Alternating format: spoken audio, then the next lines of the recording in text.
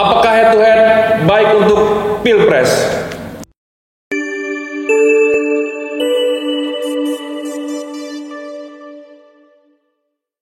Teman-teman Citra Indonesia, kami jamin Anda menang. Pak Yanto, terkait dengan Pilpres di 2024 ini Pak, apakah untuk calon ini Pak harus ada dua pasangan Pak, head to head gitu Pak? Ya Mas Yuki, rata-rata orang Indonesia sebenarnya sudah jenuh dengan kandidat yang hanya berada dalam dua polarisasi. Dua kandidat saling berhadapan-hadapan, sehingga untuk 2024 masyarakat sebenarnya menginginkan agar kandidat Pilpres itu bisa lebih dari dua pasang. Cuma masalahnya memang dengan presidensial threshold yang begitu ketat di 20% itu, kemungkinan untuk lebih dari 3 pasangan itu tidak mungkin. Nah, paling mudah-mudahan masyarakat semua, orang-orang yang perhatian pada demokrasi Indonesia, pada panggung politik Indonesia, bisa memberi ruang agar kandidat ketiga itu bisa muncul. Sejauh ini memang semangat elit itu adalah agar kandidat itu hanya 2 pasangan, karena buat elit itu menjadi lebih simpel. Dari pembiayaan alasannya pun akan bisa lebih murah. Tapi bagi saya harusnya masyarakat tidak diberikan alternatif hanya 2 pasangan, karena demokrasi itu memang mahal. Pilpres hanya 5 tahun sekali. Seharusnya masyarakat diberikan berbagai alternatif untuk memilih calon presiden. Tapi tentu juga apabila itu dibiarkan bebas lepas, kandidat kita bisa sampai 7, sampai 11, itu juga tidak baik buat demokrasi kita. Karena siapa yang menggaranti orang-orang itu bahwa dia adalah orang-orang yang komit, orang yang bertanggung jawab, dan orang yang memiliki kapasitas. Jangan sampai lagi kita dihadapkan pada isu-isu misalnya presiden boneka, calon presiden hasil jadi-jadian hanya didukung oleh pemilik modal dan sebagainya. Jadi mudah-mudahan head to head yang dikhawatirkan oleh sebagian kawan-kawan ini tidak terjadi, sehingga dimunculkan alternatif calon presiden pasangan yang ketiga gitu. Jadi kita besok di 2024 kita bisa mendapatkan 3 calon pasangan presiden gitu, Mas Yuki. Pak, terkait dengan calon pasangan presiden dalam Pilpres 2024 ke depan Pak ya, itu digembor-gemborkan masalah presiden threshold Pak. Nah ke depannya Pak, sebelumnya Pak, oposisi sekarang menginginkan presidensial threshold itu dihapuskan, sementara periode-periode sebelumnya mereka yang berkuasa mereka menganjurkan presidensial threshold Pak. Nah masyarakat ini bingung gitu Pak, seperti apa sih Pak demokrasi kita ini Pak? Presidensial threshold itu adalah isu terkait dengan kekuasaan, Mas Yuki.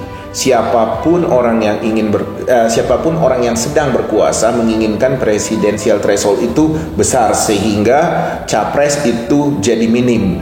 Mereka menginginkan sebuah kondisi ideal capres hanya 2 pasang. Nah, kenapa 2 pasang yang diinginkan oleh penguasa? Karena 2 pasang lebih mudah untuk dikendalikan secara politik. Bisa dimonitor, bukan dikontrol ya, tapi dimonitor secara politik siapa-siapa yang berada di pihak mereka, siapa-siapa yang berada di pihak lawan mereka. Sehingga 2 pasang selalu diinginkan oleh penguasa. Nah, di Amerika orang Indonesia itu seringkali melihat hanya kandidat itu 2 pasang, padahal sebenarnya itu berasal dari beberapa pasang yang rontok di tengah jalan. Nah, jadi saya kira kalau kita langsung mendadak dihadapkan pada 2 pasangan, tentu rakyat pilihan-pilihannya akan sangat terbatas. Kemudian kreasi tokoh-tokoh politik juga akan redup, tidak terlalu dinamis gitu, tidak terlalu meriah. Jadi saya pikir untuk konteks Indonesia hari ini, seperti yang sudah pernah kita katakan, calon presiden itu minimal 3 pasang, tapi jangan juga lebih dari 5 pasang. Karena kalau sudah lebih dari 5 pasang, itu nanti penunggang-penunggang politik juga sudah semakin banyak dan semakin mungkin untuk masuk dalam panggung politik kita.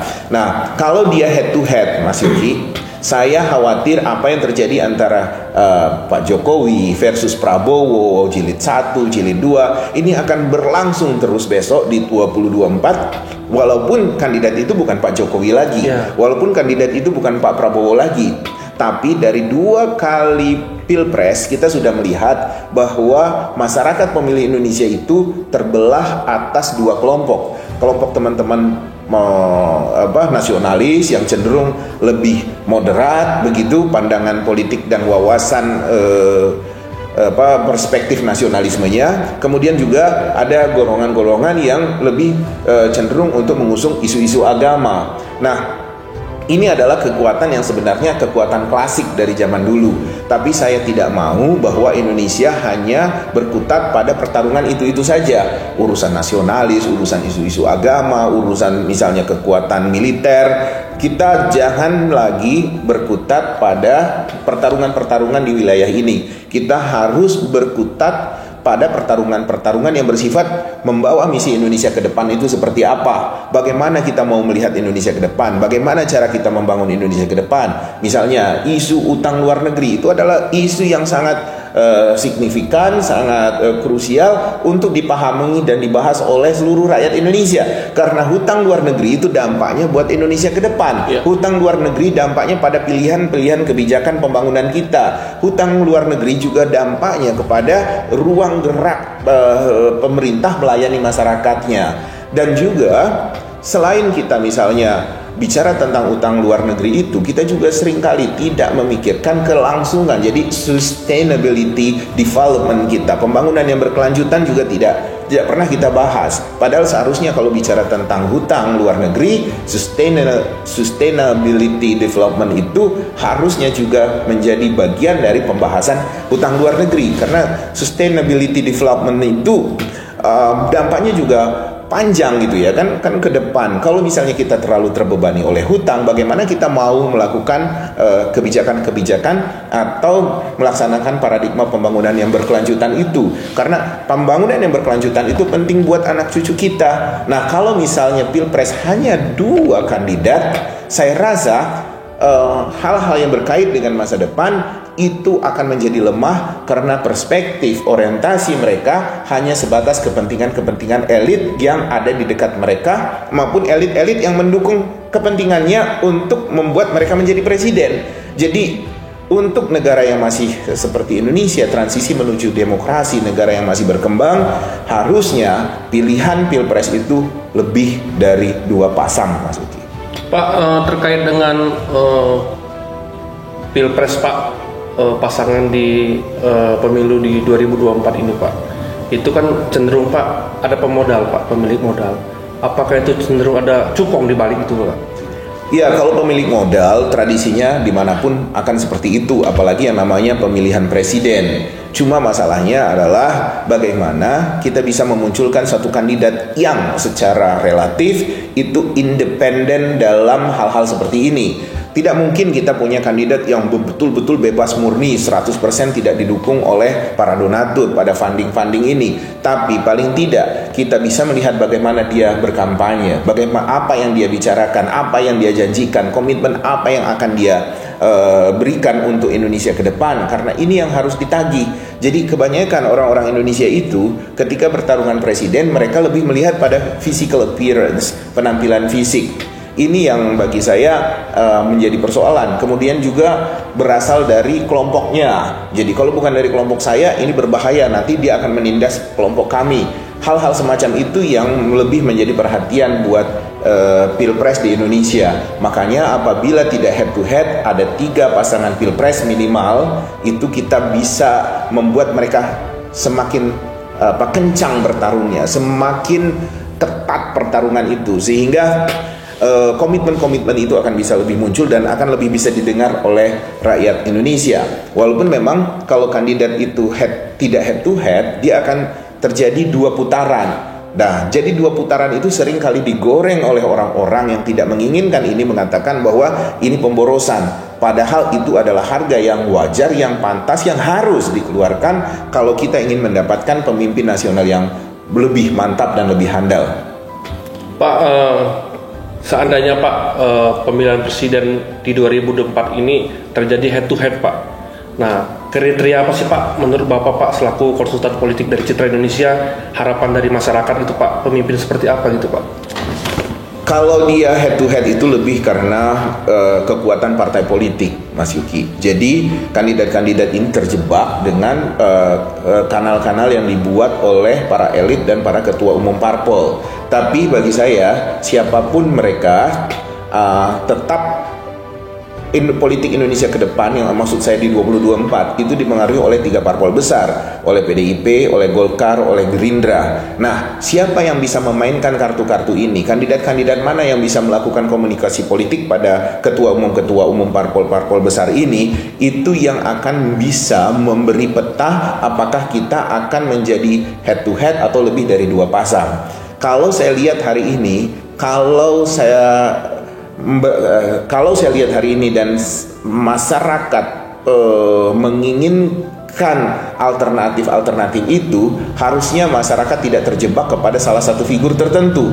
Masyarakat harus bisa membagi perhatian kepada semua orang yang ingin masuk pada kontestasi ini. Karena bukan apa-apa, ketua umum parpol juga akan mempertimbangkan tentang popularitas dukungan masyarakat yang akan mereka pertimbangkan untuk mendapat tiket itu. Jadi saya rasa tekanan dari masyarakat itu penting, gerakan dari kandidat itu sendiri penting, komunikasi politik itu juga penting, dan saya rasa nanti akhirnya ketua umum parpol ini merasa bahwa mereka memang dalam tanda petik harus memunculkan figur alternatif. Karena figur-figur yang mereka kondisikan mungkin dilihat atau di mata rakyat tidak terlalu seksi dan kurang mendapat dukungan politik dari masyarakat bawah, dari grassroots. Kalau dari faktor kandidat, Pak, yang untuk tidak memungkinkan head to head, seperti apa itu, Pak? Ya, faktor kandidat itu cukup signifikan untuk menentukan langkah Pilpres ini akan tidak head to head. Tapi kandidat yang seperti apa dulu? Kalau dari survei sampai hari ini, kita harus memperhitungkan 3 besar kandidat yang mendapat popularitas tertinggi, yaitu ada Pak Prabowo, ada Mas Ganjar, ada Pak Anies Baswedan. Dan 3 orang ini apabila mereka tidak bergabung menjadi satu, potensi untuk tidak head to head itu makin besar. Karena bukan apa-apa, Pak Prabowo akan mencari pasangan sendiri, Mas Ganjar mungkin akan cari pasangan sendiri, kemudian juga Pak Anies Baswedan juga mungkin akan cari pasangan sendiri. Dan kemungkinan dari 3 orang ini untuk mencari pasangan itu besar. Karena Pak Prabowo misalnya dia akan fokus untuk Gerindranya mencari koalisi, Mas Ganjar mungkin kalau misalnya mendapat restu dari PDIP atau didukung oleh partai lain kita tidak tahu, tapi paling tidak ini menjadi magnet untuk mendapat pasangan yang potensial untuk maju dalam Pilpres. Kemudian juga ada Pak Anies Baswedan yang sudah diperhitungkan dari jauh-jauh hari akan maju jadi calon presiden. Nah, kalau 3 orang ini bisa menyebar, itu akan berpotensi tidak head to head. Terlepas dari peran kandidat juga, Mas Yuki, peran dari ketua umum parpol. Peran dari ketua umum parpol ini juga harus kita harapkan lebih objektif gitu. Semakin objektif untuk memang betul-betul bertarung di Pilpres itu untuk menang. Nah, pertarungan agar mereka ini bisa menang adalah melihat siapa-siapa kandidat yang punya popularitas yang bisa diterima oleh masyarakat banyak. Jadi bukan hanya melulu memikirkan koalisi, bukan hanya melulu memikirkan kepentingan ketua umumnya, tapi memikirkan bahwa partai ini harus mengusung kandidat yang menang. Nah, kalau itu pikirannya, saya rasa parpol ini akan membuka pada kandidat yang memang mereka nilai mampu memenangkan Pilpres. Saya rasa dari begini banyak parpol kita sekarang yang ada, saya rasa Golkar akan mengambil peranan penting untuk membuat ini tidak menjadi head to head. Itu yang saya kira. Tapi bisa juga Gerindra juga bisa membuat ini menjadi tidak head to head. Jadi yang membuat ini mungkin tidak head to head adalah keteguhan hati dari Gerindra, keteguhan hati dari Golkar apabila mereka bisa mengusung pasangan yang mereka hitung dapat diterima oleh masyarakat banyak di Indonesia. Gitu Mas, jadi bukan hanya dari faktor figurnya saja, tapi juga pertimbangan dari ketua umum parpol. Kalau mereka niat mau menang, berniat betul mau menang, saya rasa parpol-parpol besar ini akan menyebar, mencari koalisi, membuat perahu-perahu yang bisa membawa kepentingan mereka, bukan malah berkoalisi membentuk sebuah perahu besar antara mereka. Gitu Mas. Kalau dari PDIP sendiri gimana Pak? Tentang apanya? Tentang kedua head to head ini Pak. Kalau PDIP sendiri kan sudah kita bilang tadi, mereka adalah partai penguasa. Mereka tentu tidak menginginkan terlalu banyak kandidat yang muncul. Bukan atas pertimbangan demokratis, bukan atas pertimbangan apapun, tapi lebih pada pertimbangan bahwa head to head itu lebih mudah untuk mereka monitor gitu, bisa mereka kawal gitu. Oke teman-teman Citra Indonesia, demikianlah pembahasan kali ini terkait head to head dalam Pilpres di 2024. Teman-teman Citra Indonesia, jangan lupa tetap pantengin terus di channel kami di konsultanpolitik.com dan tetap like and share.